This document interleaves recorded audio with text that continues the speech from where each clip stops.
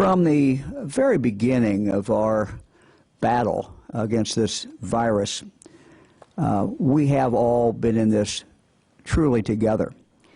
As governor, it is my responsibility to make some of the tough decisions. But it's also my responsibility to listen, to hear, and to be respectful of the thoughts and ideas of my fellow Ohioans.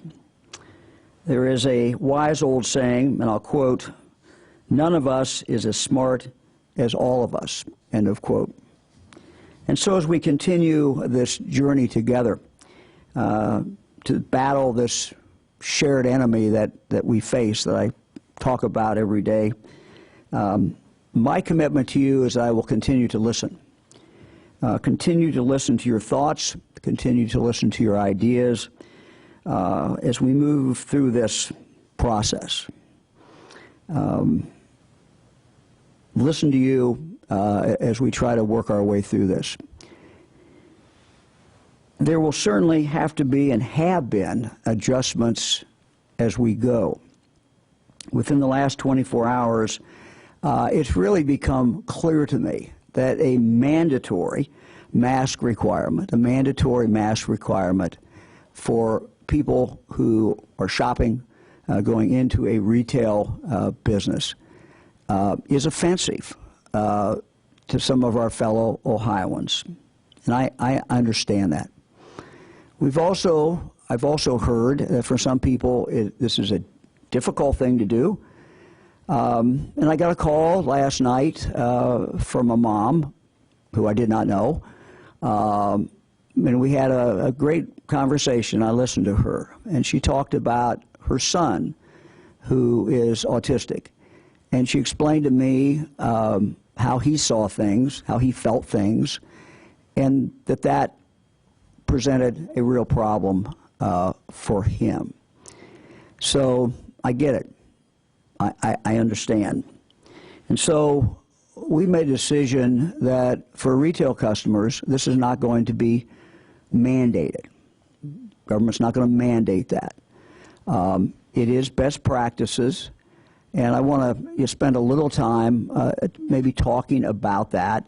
But again, to emphasize, I've heard you, and we're not going to mandate this. We're going to leave it up to the individual customer. But it is going to be, for most people, for those who can do it, a recommendation. In fact, a strong recommendation that individuals do this. And let me talk a little bit about why we did this. First, it was a recommendation from our business group. But I will have to tell you that in the last few weeks, as some retail has been open, grocery stores, for example, I've heard from a lot of my fellow Ohioans, and their concern has been about a loved one who worked at the grocery store, or maybe at the drugstore or some other business that was still open. And their concern was for that person's health. And I even heard from some people who themselves were working in a retail establishment and were worried about the COVID-19 virus and getting it.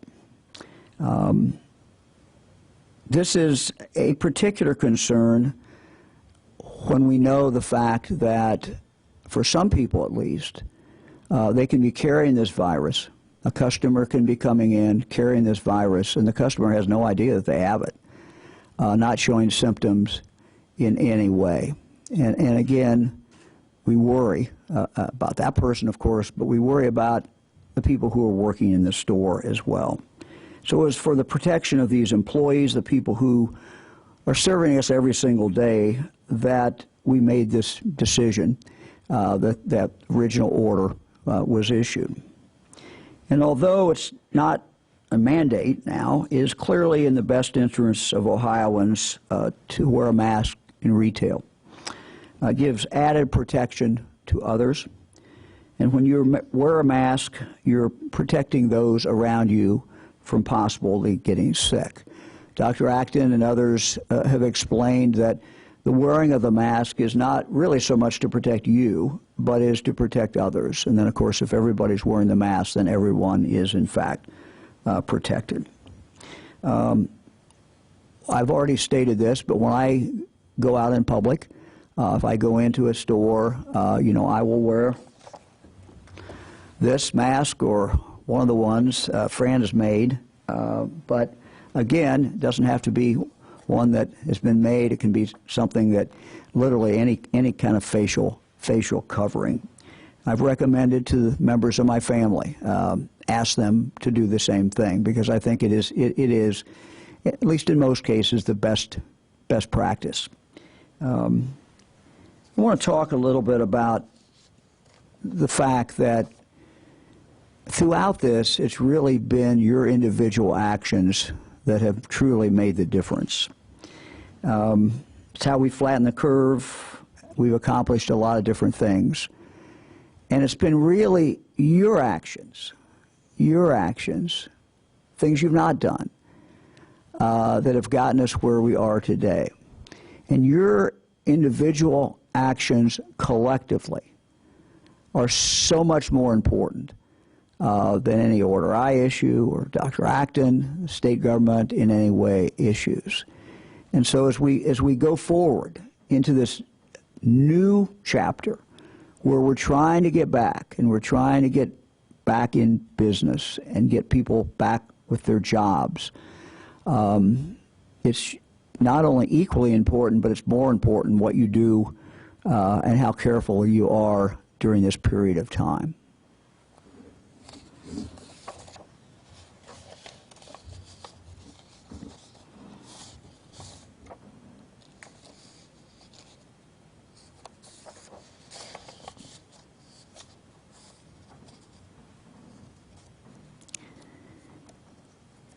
Let me just conclude by saying it's really been your decisions that have truly made the big difference. My wife Fran tells me always to trust Ohioans, and we certainly have done this as we've moved forward. She told me the other day, she said, you know, you need to trust Ohioans. You've trusted them going in as these orders were made, these sometimes suggestions were made, and Ohioans did amazingly well. She said it's important to trust them as you're going out and as we are moving forward, as we're getting back into business. And so we are in this together. We're going to keep fighting together, and we can make it. We can do two things at once. We can come back, we can start business back up, and we can stay safe at the same time.